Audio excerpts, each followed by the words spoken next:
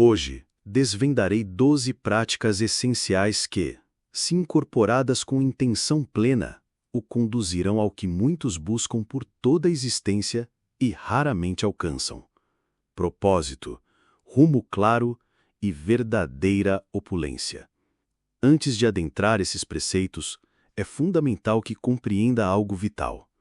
A abundância divina não é concedida a quem desdenha as sementes. O Criador observa o que você realiza com o pouco antes de lhe confiar o muito. Sua mente é o terreno fértil onde a divindade semeia a prosperidade. Contudo, se você vive proclamando "não consigo", "é desafiador" ou "isso não é para mim", você já está fechando as portas para as bênçãos. Portanto, dedique sua total atenção. A plenitude da fortuna lhe será outorgada quando você começar a pensar grandiosamente e a falar como quem já possui, pois o cosmos responde à sua convicção e não meramente às suas aspirações verbalizadas. Tudo se inicia na psique. A penúria não tem sua raiz na conta bancária. Ela germina no pensamento. E a providência divina não pode favorecer uma mente que rechaça sua própria ventura. Ao nutrir a carência, você cultiva a restrição. Porém, ao projetar-se em grandiosidade, planta as colheitas do amanhã. A opulência sempre brota de um desejo fervoroso, sustentado pela fé inabalável e pela nitidez de propósito. E a crença floresce naqueles que ousam conceber o irrealizável como se já estivesse em suas mãos. Se você acolhe esta dádiva em sua jornada, manifeste agora mesmo nos comentários: "Eu estou pronto para receber". Escreva isso como um atestado de fé, uma proclamação pública de seu alinhamento com a fartura, a constância e a orientação divina. Ao registrar, você se compromete, e quando o compromisso se estabelece, o firmamento começa a reagir. Agora, sem mais delongas, iniciemos esta jornada. Os 12 hábitos da riqueza e propósito. 1. Elimine o hábito de reclamar. Uma mente focada na adversidade jamais descobrirá a saída. Cada queixa é uma reafirmação ao universo. É isso que desejo mais. O lamento é uma prece disfarçada, carregada de emoção, foco e palavras, os mesmos elementos que forjam realidades, mas que, ao invés de abrir, cerra portas. Hill asseverava que a mente é um terreno fértil, onde tudo o que é plantado, inclusive lamentações, prospera. Você se queixa da escassez financeira e atrai mais privação. Reclama das pessoas e convoca mais confrontos. Lamenta o tempo e se desconecta do presente. Quem se queixa estagna o fluxo. Quem agradece ativa o favor. Na prática, ao sentir o ímpeto de reclamar, pause e transforme a queixa em uma pergunta: o que posso fazer com isso agora? Substitua "estou exausto" por "estou aprendendo a me recuperar melhor". Não suporto mais por "estou em busca de uma solução". Troque "isso é impossível" por "ainda não encontrei o caminho, mas encontrarei". A vida não responde ao que você abomina, mas ao que você sustenta. Ao cessar as lamentações, você altera a sintonia de sua vibração, tornando-se receptivo a respostas, ideias e bênçãos. Deus opera com mais eficácia em quem está aberto, não em quem murmura. 2. Declare seu propósito diariamente. A mente guiada por um objetivo claro torna-se uma força imparável. A maioria das pessoas inicia o dia e vive em modo automático, trabalhando, correndo, estressando-se, mas sem saber exatamente o que buscam. E quem não sabe o que almeja sempre acaba sendo instrumento de quem sabe. Por isso, Hill afirmava que a nitidez de propósito é o primeiro degrau para a grandeza. Você precisa deixar explícito ao universo e a si mesmo o que veio alcançar.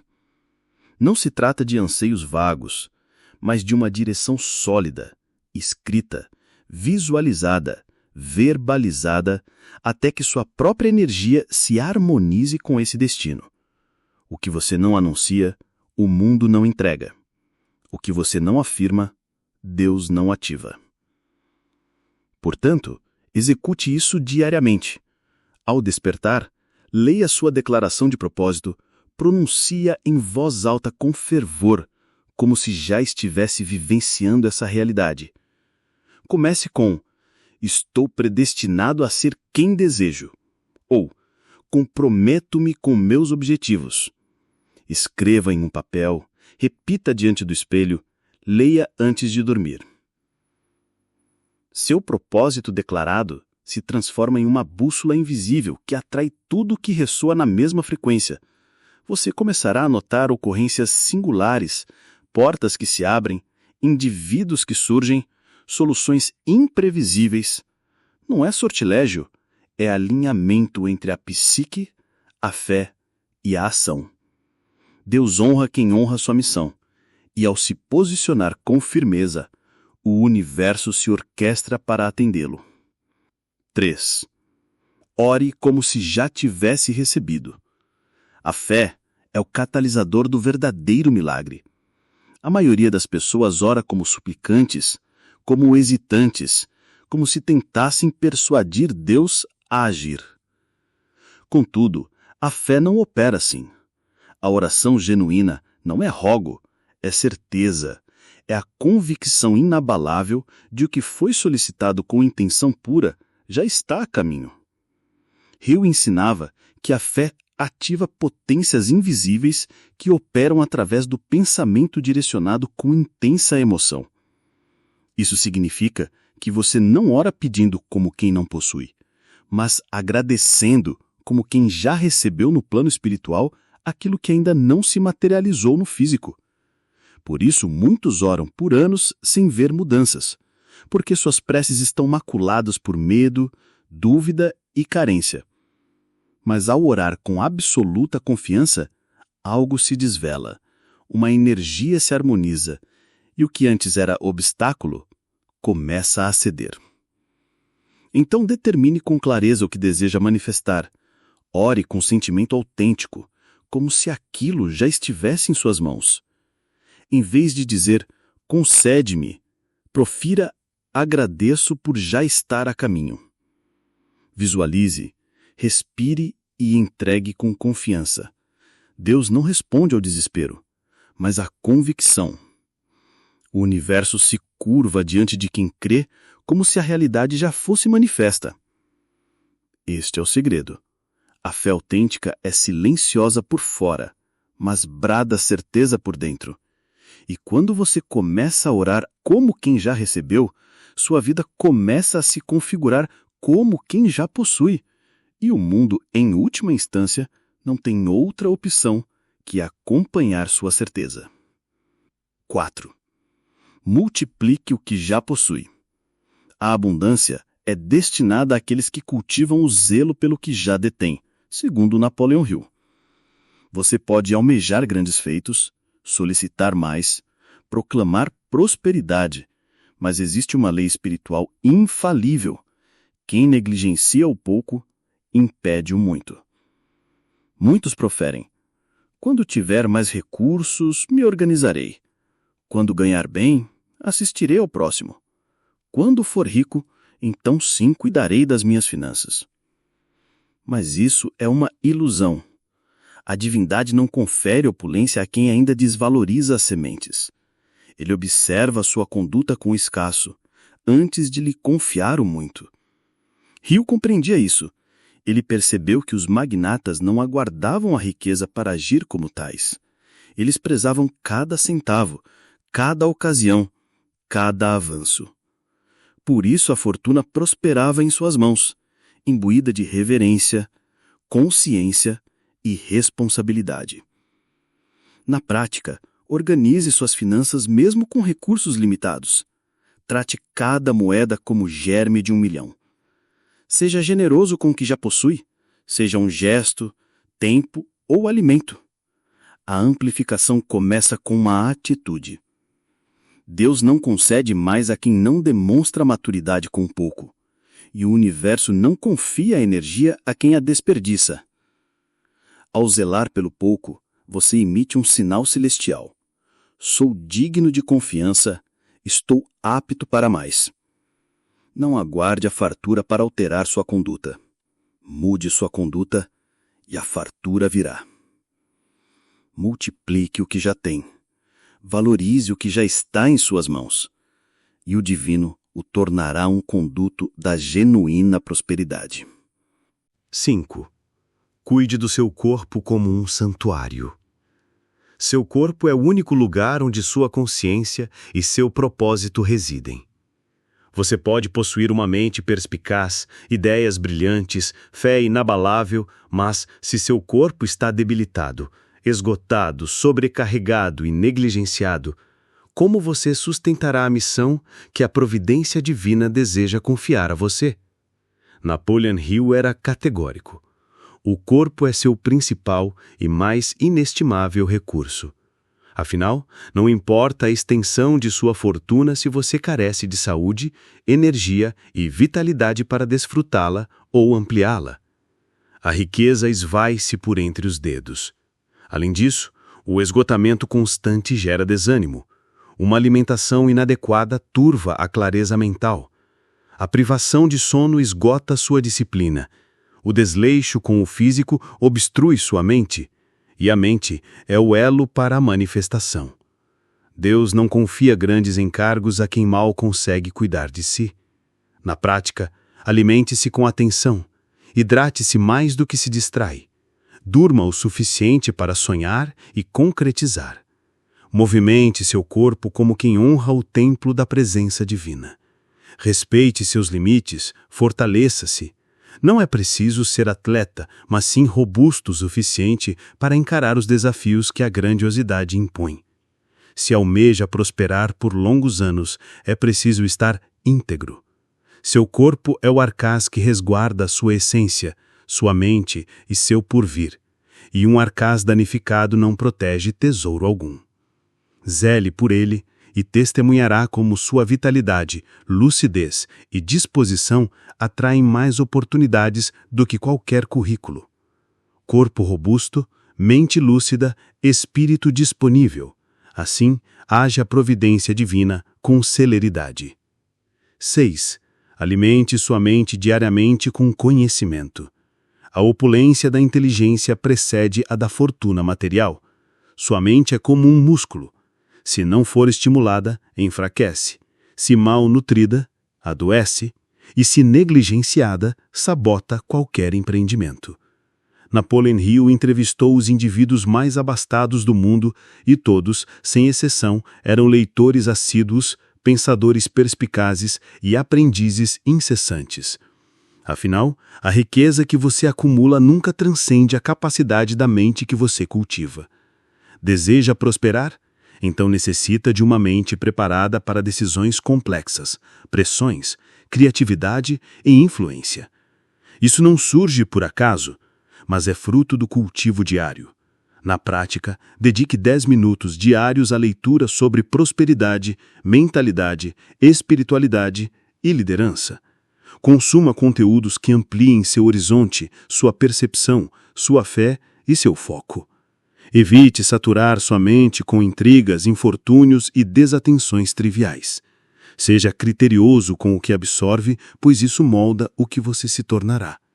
O que você ouve com constância se converte em sua crença, e sua crença molda sua realidade. A mente é o portal, a sabedoria é a chave, a fortuna é o desfecho. 7. Seja um conduto da riqueza para outros. A prosperidade só é sustentável quando beneficia mais de um indivíduo. A maioria almeja riqueza para si, ganhar, acumular, triunfar, mas esquece que a energia da abundância não se detém em quem a retém, ela flui através daqueles que compartilham. Napoleon Hill observou que os maiores magnatas da história possuíam um traço comum.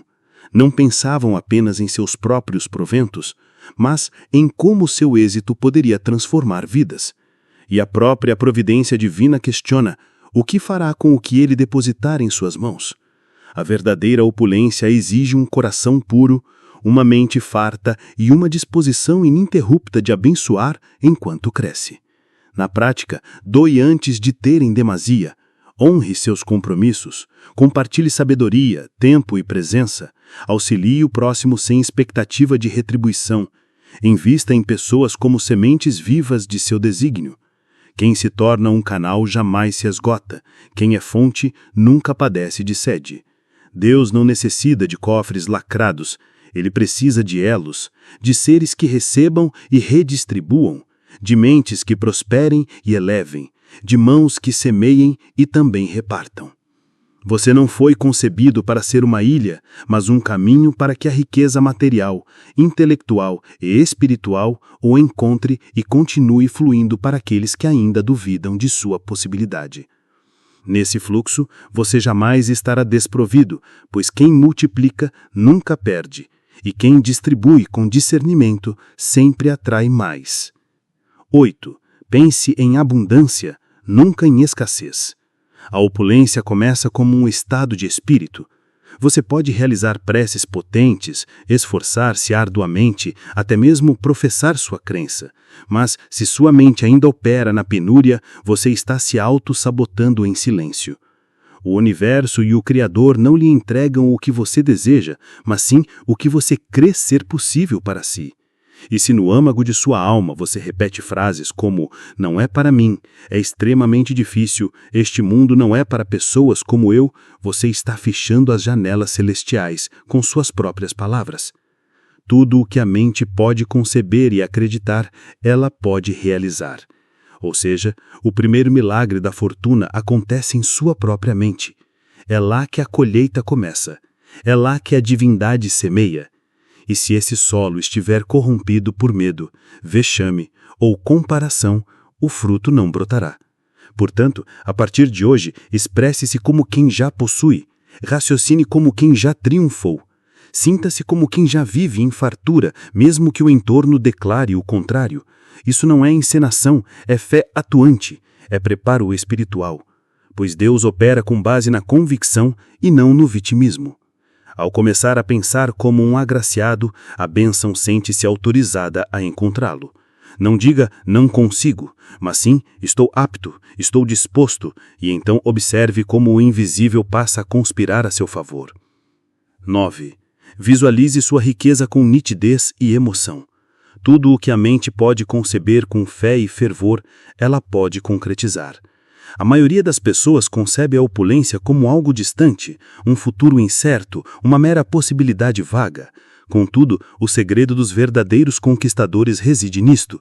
Eles vislumbram antes de possuir, sentem antes de tocar, vivenciam interiormente o que ainda não se manifestou. Napoleon Hill cunhou isso de visualização criativa com um propósito. E os notáveis personagens que ele investigou, Ford, Edison, Carnegie, todos concebiam em detalhes no que aspiravam, todos experimentavam a sensação de já estarem lá. A mente não diferencia o que é real do que é intensamente imaginado, e o universo responde à vibração, não à cronologia. Sua mente é a tela onde você esboça seu porvir, e quanto mais nítida a imagem, mais potente será o chamado. Se você não consegue visualizar a riqueza, como poderá materializá-la? Reserve alguns minutos diários, feche os olhos e contemple a casa que deseja habitar. Veja pessoas sendo beneficiadas por sua causa, sinta o alívio de estar livre de dívidas. Ouça as palavras "você triunfou, você conseguiu". Viva essa experiência internamente com genuína emoção. O Criador moldou o universo com a palavra e você plasma sua realidade com imagens e sensações guiadas pela fé.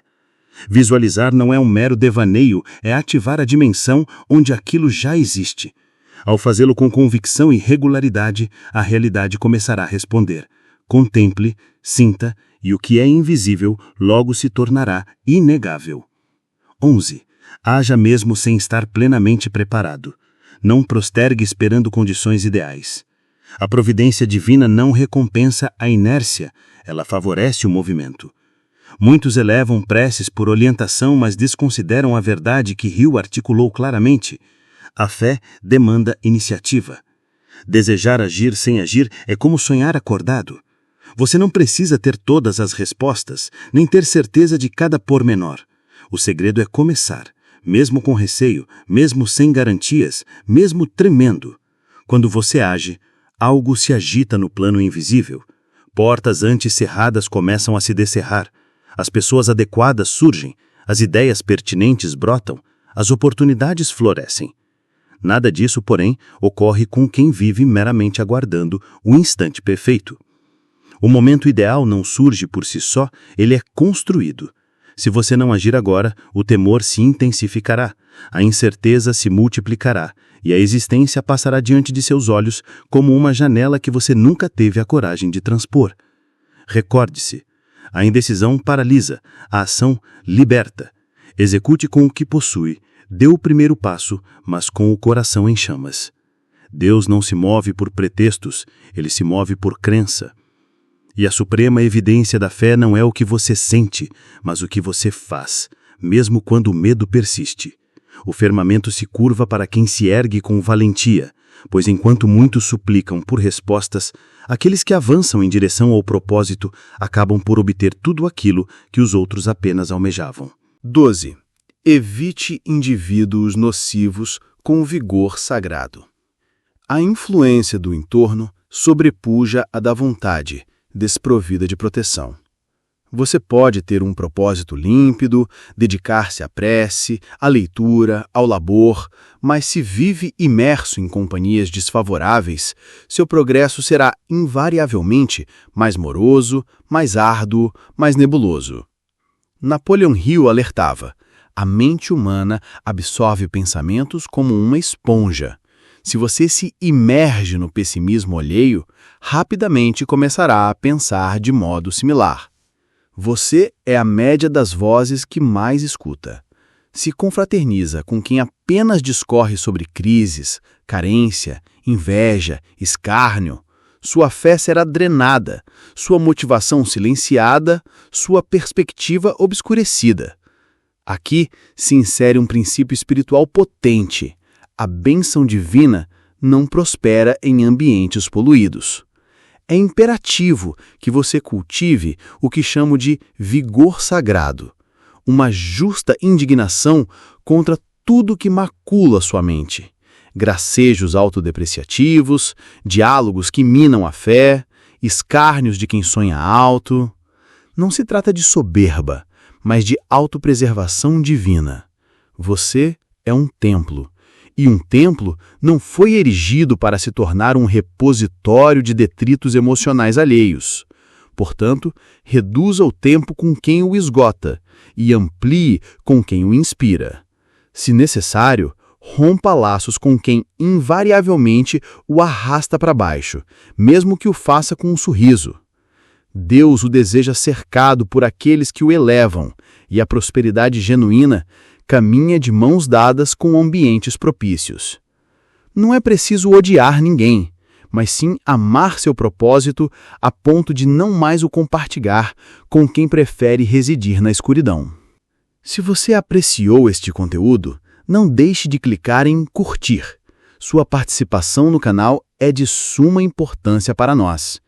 Deixe seu comentário e inscreva-se para apoiar nossa iniciativa. Desejo-lhe uma semana extraordinária e lembre-se, a providência divina não favorece apenas quem suplica, ela abençoa quem está preparado para acolher. Zele por sua mente, seu espírito, seus hábitos, e a opulência será meramente uma consequência de sua versão renovada. Encontramo-nos no próximo material.